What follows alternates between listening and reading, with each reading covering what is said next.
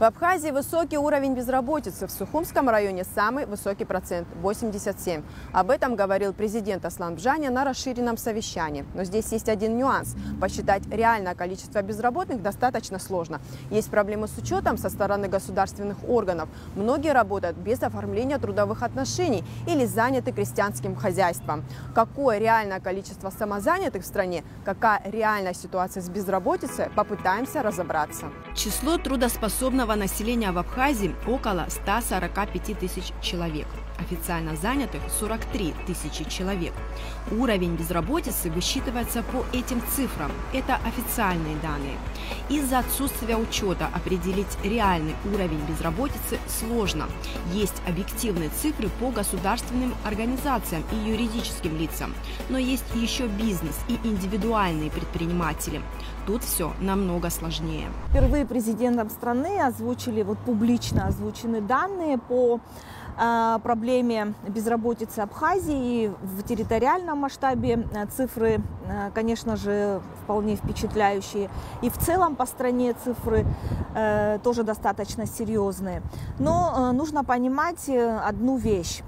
Президент ведь не просто так взял откуда-то эти цифры, ему эти цифры подготовили его соответствующие структуры. На что они ссылались, скорее всего? Значит, у нас есть два показателя, две официальные цифры.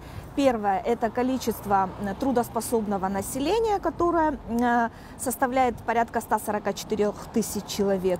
И число официально занятых по официально учтенным предприятиям. Это порядка 40 тысяч человек. Вот разделив, скажем, число официально занятых на количество трудоспособного населения, и получается цифра порядка 70 с лишним процентов. Но судя по тому, что озвучиваются показатели 80 и выше процентов, то вероятнее всего, что официальные данные по занятости тоже снижены, потому что мы руководствовались последними данными 2020 года. И вот тогда у нас получался показатель порядка 7-72%, то есть так называемых безработных. По данным экспертов Центра социально-экономических исследований, трудоспособных граждан, у которых реально нет никакой работы и заработка, в Абхазии порядка 20%. Эти данные вселяют осторожный оптимизм. На одной из конференций, проводимых в Абхазском государственном университете, изучали этот вопрос достаточно детально с учетом учета и оценки продуктивной занятости, так называемой продуктивной занятости. То есть мы вывели такую цифру: порядка 20% реально существующих безработных, то есть действительно людей, которые не имеют работу и не получают никакого дохода. То есть картина получается прямо противоположная той, что озвучивает президент. Да, а категория какая этих людей, интересно? Это эти 20% не работающих. То есть это люди, которые действительно не получают никакого дохода, они нигде не работают. Сюда же могут быть включены и студенты. Да, и сюда же могут быть включены и домохозяйки. Хотя по закону, допустим, о занятости населения, эти категории, в принципе, относятся к занятому населению. То есть где-то порядка 20. С этими цифрами могут поспорить. Я знаю, что и существуют другие эксперты, которые говорят, что у нас практически нет безработицы. Да, кто-то называет цифру в 5%, но, опять же, исходя из имеющихся данных, да, мы должны только лишь оперировать этими цифрами. Трудовой кодекс Абхазии дает определение занятости, но в нем отсутствует понятие «безработный». Парламентарии, по-видимому, решили, если мы признаем, что в стране есть безработица, то государству надо будет выполнять обязательства по выплате пособий. В итоге официально зарегистрированных в качестве безработных граждан в республике нет. Официальным нормативным документом, регулирующим вопросы занятости, вопросы рынка труда вообще, является Трудовой кодекс Республики Абхазия, который был введен в действие с 1 января 2017 года. До этого действовал закон о занятости населения. Кстати, вот закон о занятости населения давал очень четкую классификацию, кого относить к занятым. И вот там в составе этой классификации, были люди, которые работают официально по найму, домохозяйки, студенты, военнослужащие, самозанятые. Все эти люди, все эти категории относились к числу занятого населения. Безотносительно того, получают они какой-то доход или нет. Сейчас существует другое определение занятого населения, но не дается классификация. То есть в Трудовом кодексе, кого конкретно относить к занятым, у нас такого нет.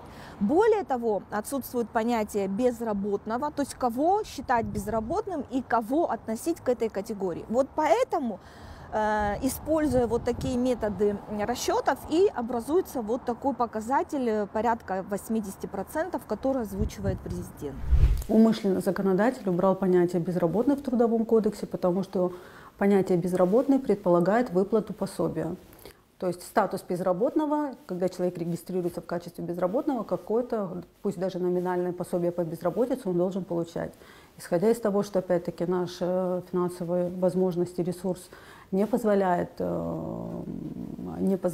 выплачивать такое пособие, соответственно, законодатель умышленно убрал это понятие из Трудового кодекса, и сейчас мы используем понятие «гражданин в поисках подходящей работы». Вот. И еще такой момент, что с одной стороны, да, а с другой стороны, учитывая, что у нас нет персональной карточки налогового учета, налогоплательщика, исходя из этого, мы не можем точно сказать, действительно ли человек, который регистрируется в качестве безработного человека в поисках подходящей работы, является ли безработным, потому что мы не можем проверить по единой базе, мы не можем отправить запрос в налоговую, потому что налоговая тоже не располагает такими данными на сегодняшний день. Но я знаю, что налоговые органы работают над этим вопросом, и планируется создание единой базы, которая будет предоставлять такую информацию уже индивидуально по каждому налогоплательщику. Определить точное количество работающих граждан республики сложно из-за неформальной занятости населения. Кто считается самозанятым? По российскому законодательству самозанятый – это человек, который платит специальный налог на профессиональный доход. А что говорит абхазское законодательство? Самозанятыми по определению в нашем, опять же, законодательстве такого понятия нет, то есть оно не расписано, но существуют другие методики, определяющие того или иного человека как самозанятому. То есть если человек работает и получает какой-то доход, но официально нигде не зарегистрирован, он и есть самозанятый. Понимаете, говоря вот простым языком, мы же не можем с вами отнести жителя села, который имеет свое подворовое хозяйство, который занимается выращиванием птицы, скажем, животных и так далее, реализующий эту свою продукцию на рынке, получающий какой-то доход. Мы же не можем его отнести к безработному. Но официально он нигде не занят, не зарегистрирован, он не получает никакого дохода, ну как бы официального дохода, да. Но на самом деле, естественно, он зарабатывает и, соответственно, тратит эти деньги. Поэтому иногда у нас даже в статистике как бы выскакивают такие цифры, когда доходы населения, годовые доходы населения ниже, чем расходы населения. То есть, получается, люди из ниоткуда что-то потратили. То есть это вот такая, знаете, картинка, когда мы сопоставляем некоторые данные, и вот этот теневой сегмент, он всегда выскакивает на поверхность. Рынок труда саморегулируется, отмечает Илона Мирцхулава, и это совсем неплохо. Многие зарабатывают своим трудом. Репетиторы, няни, ремонтники, сельские жители продают продукты собственного производства. Честно трудятся. Они не ждут от государства соцподдержки. То есть это некий механизм адаптации людей к тем социально-экономическим условиям, в которых они оказались. И эта практика у нас сложилась не сегодня, не вчера, а уже давным-давно, сразу с послевоенных времен, когда наши женщины вынуждены были в период блокады пересекать границу и таким образом зарабатывать себе на хлеб, спасая мужчин, можно сказать, да, потому что граница была закрыта, и мужчины не могли таким образом пересекать границу, каким-то образом зарабатывать. Это и сегодняшняя ситуация, когда к большому сожалению, женщине легче найти работу, нежели мужчине. То есть женщины, в принципе, соглашаются работать на любой работе. А вот мужчины не всегда, к большому сожалению, идут на любую работу. Каждый год в Министерство соцобеспечения обращается небольшая часть безработных. Им пытаются помочь. В прошлом году заявку оставили 50 соискателей. Трудоустроить удалось только 12 человек. Не такое большое количество граждан обращается, к сожалению. У нас была инициатива, если чуть-чуть вернуться назад к истории этого вопроса, мы прирегистрировали в Управлении по труду и занятости, регистрировали граждан в поисках подходящей работы, регистрировали тем, что они лично являлись зарегистрироваться. Соответственно, была инициатива, был создан сайт, теперь можно онлайн зарегистрировать свою заявку на поиск подходящей работы. Мы думали, что после появления сайта и такой возможности как-то это облегчит для граждан обращение. В соответствии с этим мы думали, что поток таких людей будет выше, но этого не произошло. За прошлый год там порядка 50 человек обратилось.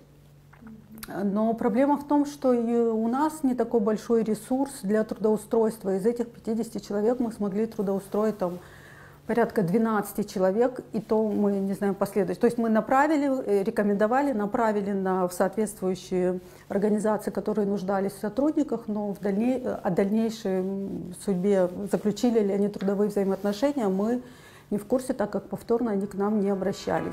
Трудовой кодекс обязывает работодателей информировать Министерство соцобеспечения о наличии вакантных мест. Работодатели этого практически не делают. Серьезной проблемой, значит, в нашем обществе является также, знаете, такое отсутствие объективной информации об имеющихся рабочих местах и вообще о ситуации на рынке труда. Вот этот разбалансированный механизм иногда даже вводит людей в заблуждение.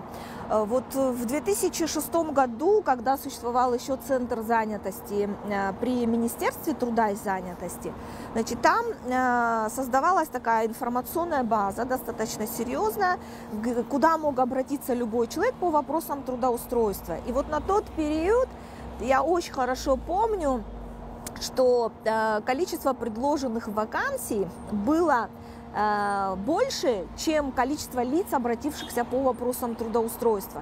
То есть на тот момент были реальные рабочие места, но просто люди не обращались, либо считали это не необходимым, либо просто не знали, что такая служба существует.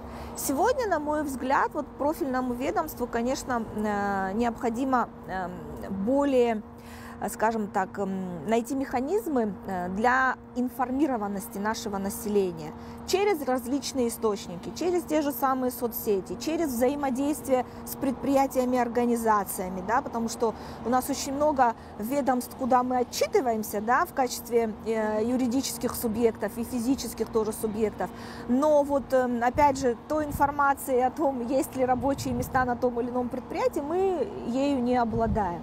Поэтому вот взаимодействие, мне кажется, здесь действительно государства, бизнеса и общества должно быть более тесным. В соответствии, опять-таки, с Трудовым кодексом, организация, в которой появляется вакантное место, должна сообщить в уполномоченный орган, в данном случае в Министерство социального обеспечения и демографической политики, о наличии такого места. Но, к сожалению, у нас нет рычагов давления, информационные письма мы регулярно рассылаем, пытаемся доносить о такой необходимости, но, к сожалению, мы как-то повлиять на этот процесс тоже не всегда в силах. Илона Мирцхулава указала на активную внутреннюю трудовую миграцию.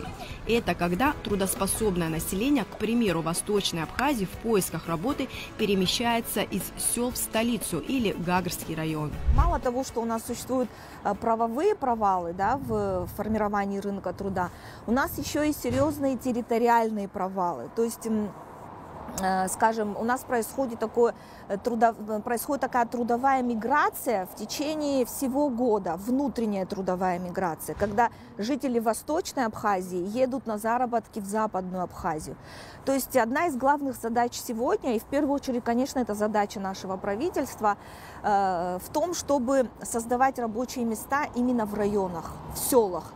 потому что, опять же, мы же ссылаемся не только на данные официальной статистики, официальных источников, мы проводим еще и социологические опросы населения, которые как раз подтверждают присутствие, наличие такой проблемы, как безработицы, и в то же время люди готовы работать в селах на местах, если денежная оплачиваемая работа на местах для них будет.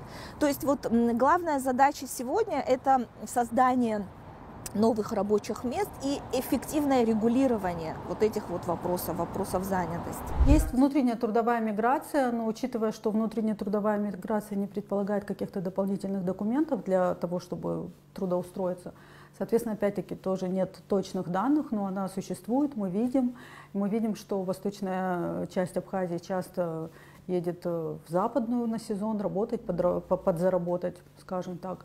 Но на сегодняшний день есть государственные программы, которые пытаются влить какие-то дополнительные источники для организации рабочих мест в Восточной Абхазии. Например, у нас есть несколько крупных объектов, которые на сегодняшний день уже заработали, и там создаются новые трудовые места рабочие, и, соответственно, нет надобности куда-то перемещаться внутри страны или даже за ее пределы.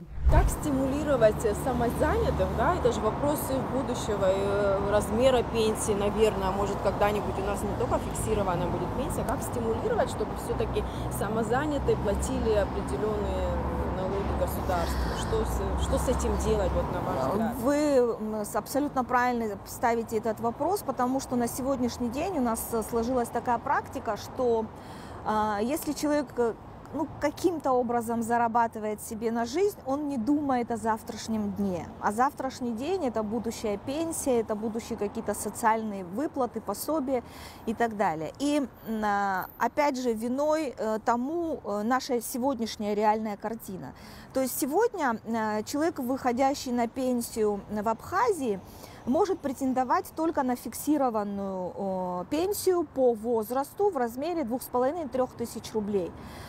Но мы должны думать и на перспективу, мы все-таки развиваемся, мы должны ставить перед собой цели и задачи новые, да, в условиях меняющегося мира, ставить задачи на то, чтобы в будущем получать трудовую пенсию, а трудовая пенсия будет формироваться только лишь с выплат в пенсионный фонд.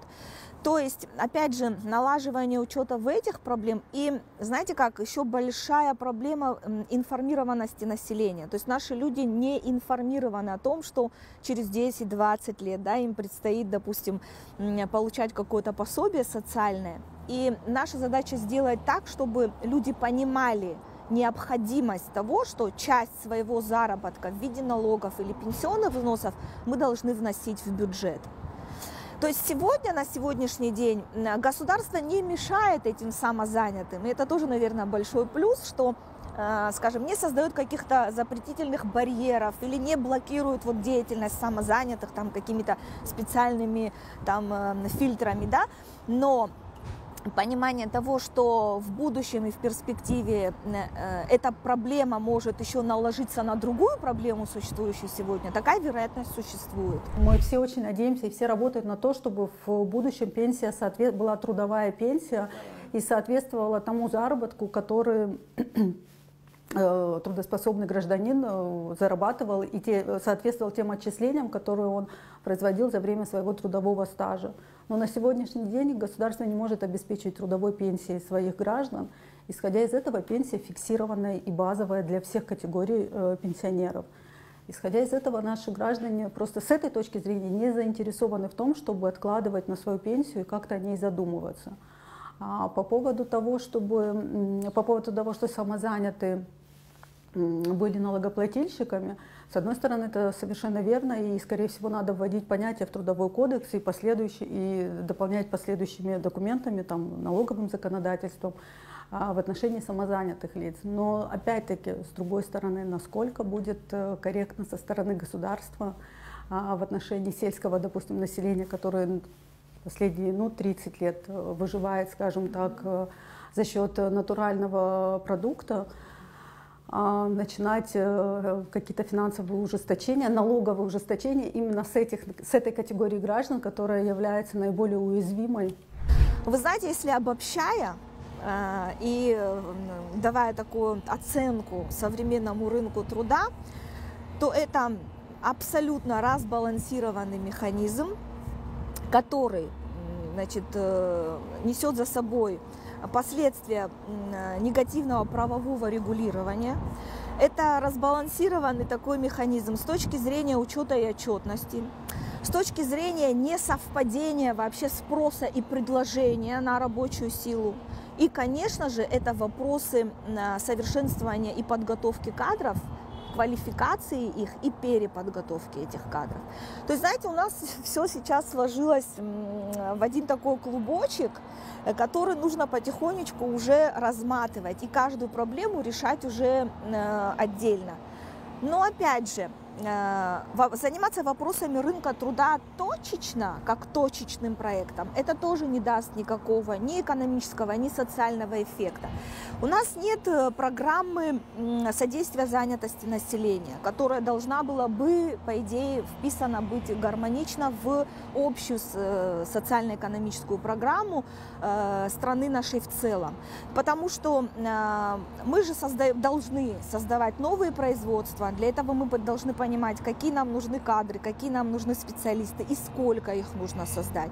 Причем этим направлением нужно заниматься и в отраслевом разрезе. Мы должны создавать рабочие места в сельском хозяйстве, в промышленности, в транспорте, в строительстве. Но при этом мы должны понимать, сколько нам нужно, допустим, строителей в строительстве на, допустим, 2025 год. Правильно? Из этого, то есть мы должны планировать всю нашу работу, всю нашу деятельность. А вот отсутствие вот такого вот инструмента, эффективного инструмента планирования в нашей стране как раз и дает вот эти сбои. Потом, вы знаете, мы очень часто же говорим о необходимости привлечения инвестиций в нашу страну. Это сейчас стало неким трендом, да? Да, мы привлекаем инвестиции.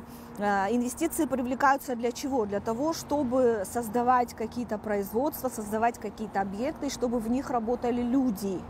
А кто будет работать в этих новых инвестиционных проектах? Нацелены ли эти новые инвестиции на то, чтобы отечественные граждане, наше население работали на этих предприятиях? Потому что, из практики могу сказать, что в том же самом туризме очень многие гостиничные комплексы, они ведь не берут на работу местное население.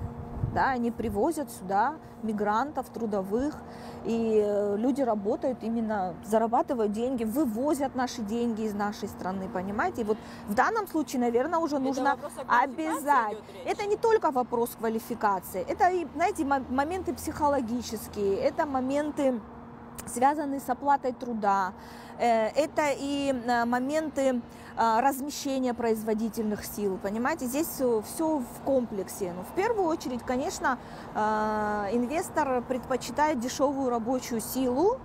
Иногда наши граждане уже не хотят чувствовать себя ущемленными.